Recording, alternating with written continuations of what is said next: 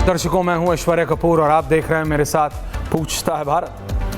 दर्शकों, गालियां दी गई, अभद्र भाषा का इस्तेमाल किया गया। प्रधानमंत्री मोदी ने बोला बच्चे हैं, माफ कर दो। ठीक, जैसा मैंने कहा था आपको कि अगर सुबह का भूला शाम को घर वापस लौट आए तो उसे भूला नहीं कहते। यही हमारी संस्कृति है। हमारे यहां माँ और बहनों को पूजा जाता है, उनके नाम पर 1,00,001 गालियां नहीं बनाई जाती। और ये बात शायद उन विपक्ष के नेताओं को भी समझ आ गई होगी जो मोदी के विरोध में, जो अपने दिल की चिढ़ या दिल के चिड़न को इन बच्चों के कंधे पे रख के वो 303 की बंदूक चलाने की कोशिश कर रहे थे। मैं पहले दिन से कह रहा था कि टारगेट नरेंद्र मोदी है, टारगेट बीजेपी है, टारगेट सत्ता है। नीट का एग्जाम एक ऐसा मुद्दा है जिसके ऊपर मैं पर्सनली ऐश्वर्या कपूर यह मानता हूं कि आज भी बहस होनी चाहिए। लॉ बनने से कुछ नहीं होता। मैंने कहा था लॉ तो चोरी का भी है, मर्डर का भी है, रेप का भी है। क्या ये सारे कुकर्म नहीं होते? होते हैं। तो इस पे किसने बात की कि अगला जो पेपर होगा उसमें चीटिंग नहीं होगी?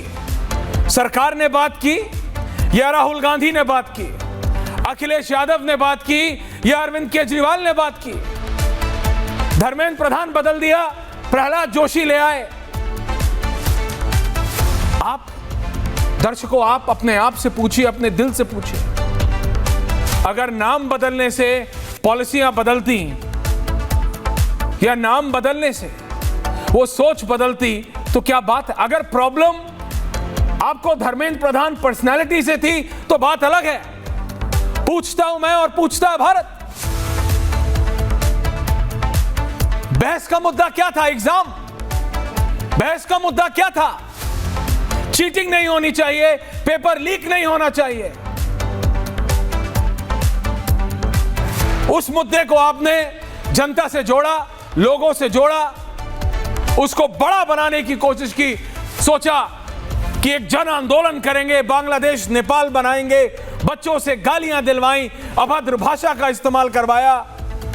नतीजा ढाक के 3 पात, कुछ नहीं निकला, कुछ नहीं निकला। Mark my words. अगर यही गलती विपक्ष राम मंदिर के चढ़ावा चोरी के साथ करेगा जो उसने नीट के एग्जाम में करी, तो दोबारा मुंह की खाएगा Pappu Yadav out of all the people. क्योंकि मेरा यह मानना है, बहुत सूखी रोटी खा के, बहुत पापड़ बेल के एक नेता बनता है और वो नेता विधानसभा या संसद में पहुंचता है। हर आदमी राहुल गांधी या प्रियंका वाड्रा की तरह लकी नहीं होता। हर आदमी के नाम के पीछे गांधी नहीं लगता। इसीलिए मेहनत करनी पड़ती है, कई रात भूखा सोना पड़ता है। चाहो ना चाहो, तबीयत ठीक हो खराब हो, जनता के बीच जाना पड़ता है, फिर सांसद बनते हैं। इसीलिए ये सांसद जानते हैं,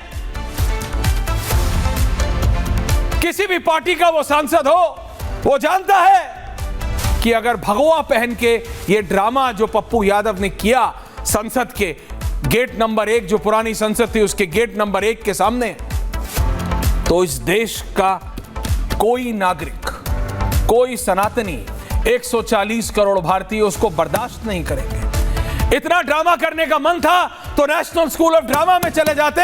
पप्पू यादव सांसद हैं आप, जरा कुछ बोल दो तो आप लोगों की तो मानहानि भी बहुत जल्दी हो जाती है। इस देश के 140 करोड़ लोगों की आस्था के साथ आप खिलवाड़ करो, भगवा पहन के ये दिग्विजय सिंह की पॉलिसी अपनाओ। इसीलिए जब दिग्विजय सिंह ने भगवा आतंकवाद कहा था, भगवा को चोर किसी और नेता ने बताया, फिर आपने भगवा को डकैत बनाने की ये जो साजिश, ये जो षड्यंत्र, ये जो national school of Pappu Yadav of drama है, यहां से आप जो सर्टिफिकेट लेके आए हैं पप्पू यादव, अगर सिर्फ 5 मिनट लगा के बिहार पुलिस के, बिहार के अलग अलग जिलों में आपके नाम पे कितने केस रजिस्टर्ड हैं, सिर्फ उनकी बात हो जाए ना, तो मेरा यह कार्यक्रम समाप्त हो जाएगा। लेकिन आपको, और वहां अखिलेश यादव खड़े, वहां डिंपल यादव खड़ी है, वहां समाजवादी पार्टी की एक सांसद आ जाती है। राहुल गांधी से हम क्या उम्मीद करेंगे दर्शकों? उन्हें सनातन का कुछ मालूम है? उनको सिर्फ यह पढ़ाया है दिग्विजय सिंह ने कि भगवा यानी सनातन, और जब तक सनातन के खिलाफ बोलोगे नहीं, इस देश में मुसलमानों का वोट मिलेगा नहीं। साफ साफ बात करता है ऐश्वर्या कपूर। इसलिए आपने पप्पू यादव को सनातन भगवा कपड़े पहनाए। कौन से साधु ने चोरी की है मुझे बताओ? कौन से मंदिर के पुजारी ने चोरी की है मुझे बताओ? राम मंदिर में एक भी पुजारी है उसमें? नहीं। नहीं तो फिर क्यों पप्पू यादव, क्यों पप्पू यादव और क्यों राहुल गांधी आपने यह ड्रामा किया? बिल्कुल उसी तरह जैसे नीट के पेपर में अब थ्री विंडो गरिमा जी, एक तरफ नीट की प्रोटेस्ट और एक तरफ यह ड्रामा। तरीका अलग अलग है, उद्देश्य एक है, लोगों को बरगलाना, लोगों के कंधे का इस्तेमाल करना, उनको गलत दिशा में ले जाना, उनको गलत राह दिखाना। इसीलिए दर्शकों मैंने कहा, जब चाहे नीट की प्रोटेस्ट हो, एग्जाम पॉलिसी पे बात करो। एक दिन 3 घंटे का एग्जाम और एक बच्चे का पूरा भविष्य तय, क्या यह सही है? मैं नहीं मानता सही है। ना 10 साल पहले सही था, ना आज सही है, और अगर यही प्रणाली रही तो 10 साल बाद भी ठीक नहीं होगा। लेकिन उसी तरह भगवा का अपमान गलत है। हिम्मत है आपकी, हिम्मत है राहुल गांधी, साधु की जगह पादरी बनके कराओ ये ड्रामा। हिम्मत है अखिलेश यादव, तो मौलाना बनके कराइए ये ड्रामा। नहीं कराएंगे आप, क्योंकि हिंदू है, सनातन है, पीसफुल लोग हैं, शांतिपूर्ण लोग हैं, सहिष्णु उसे कहते हैं ना, सब कुछ बर्दाश्त कर लेगा, सब कुछ। लेकिन कब तक और क्यों? क्योंकि आपका मन है। संसद में अब आपकी चलती नहीं। Arvind Kejriwal persona non grata है। लोकसभा राज्यसभा में बीजेपी के पास 2/3 बहुमत है। तो पप्पू यादव क्या है? वैसे ही कुछ नहीं कर रहा है, कांग्रेस के नाम पे लड़ता है, कांग्रेस मना कर देती है, अखिलेश यादव बस में नहीं चढ़ने देते, राहुल गांधी अपनी गाड़ी से उतार देते हैं। तो क्या है, ड्रामा करा लो, कर देगा। ड्रामा करवा दिया आपने संसद में। एक साधु का नाम बताइए, एक संत का नाम बताइए जिसने चोरी की। आपने भगवा जानबूझ के पहनवाया संसद में, जैसे आपने नीट के प्रोटेस्ट में बच्चों को आगे किया और अपने काडर से पीछे पत्थर चलवाए। आपने अरविंद केजरीवाल, आपने राहुल गांधी। क्या आम आदमी पार्टी आज ऑफिशियली मना कर सकती है कि उनका काडर वहां नहीं था? था आपका काडर, आपका काडर स्टेज पे भी था और आपका काडर पीछे भी था। लेकिन जब लाठियां पड़ी वहां तो बच्चों को पड़ी। उसी तरह से चोरी किसने की? आप नाम किसका खराब कर रहे? थ्री विंडो रखो। आप नाम किसका खराब कर रहे हो? संतों का, जानबूझ के, जानबूझ के। पादरी को लाने की हिम्मत नहीं होगी इनमें और ना लाना चाहिए। मौलाना को लाने की हिम्मत नहीं होगी इनमें, ना लाना चाहिए। लेकिन साधुओं को ले आओ, क्या करेंगे? चुपचाप सह लेगा ना, हिंदू है, सनातनी है। लेकिन ये गलत है। पूरी नीट के प्रोटेस्ट में आपको लग रहा है लोगों को नहीं फील हो रहा? जब ये बच्चे अपने माँ बाप के पास पहुंचे, अपने अभिभावकों के पास पहुंचे, उनको नहीं फील हो रहा? उनको महसूस हो रहा है कि वो कैसे इस्तेमाल हो गए? और मानिए मेरी बात, इन सांसदों को भी महसूस होगा कि ये कैसे इस्तेमाल हो गए जो उन्होंने संसद में किया है, सनातन का अपमान। और यही होगा सोमवार से, जब FCRA, सोमवार या मंगलवार, जब भारतीय जनता पार्टी की सरकार FCRA के नए रूल लाएगी। क्योंकि पता है आपको, ये आधे लोग जो आज मेरी डिबेट पे भी बैठे हैं, इनके भी अलग अलग NGO चलते हैं। इन NGO में नहीं, वो थ्री विंडो रखो, इन NGO में कहां से कैसे कैसे पैसा आता है, पर ये पैसा आखिरकार इस्तेमाल किस लिए होता है, पूछता हूं मैं और पूछता है भारत।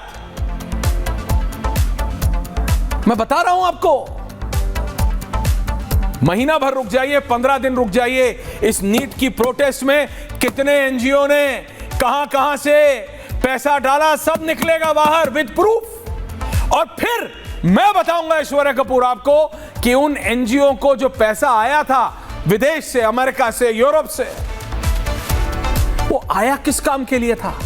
आया था अनाथ बच्चों को खाना खिलाने के लिए, आया था ब्लाइंड, समझ रहे हैं आप, अंधे बच्चे, अंधे बूढ़े लोगों को सुविधा देने के लिए। किस लिए इस्तेमाल हुआ? जोमैटो और स्विगी से पिज्जा और बर्गर ऑर्डर करने के लिए। एनजीओ को पैसा मिला, जो बच्चे, छोटे बच्चे होते हैं, महिला लड़कियों के स्वास्थ्य के लिए इस्तेमाल किस लिए हुआ? रायट गियर खरीदने के लिए, केवलर जैकेट खरीदने के लिए। जब ये डिटेल आएंगी, ये बौखलाएंगे नहीं योगेंद्र यादव। सबको बताना पड़ेगा, वो युवा चेतना हो या फिर इंडिया अगेंस्ट करप्शन हो, बताना सबको पड़ेगा कितना पैसा कहां आ रहा है और कहां जा रहा है। The special report and then we debate.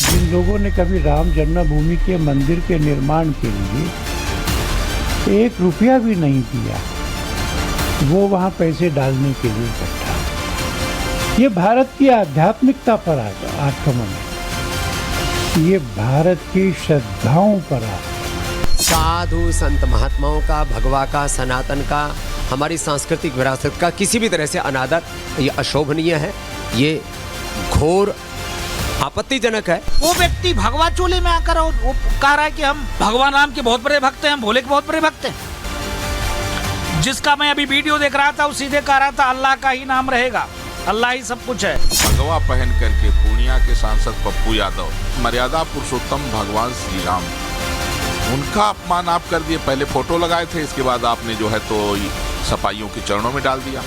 इनको तो पहले ये साबित करें कि उसमें कौन से भगवाधारी ने चोरी किया है।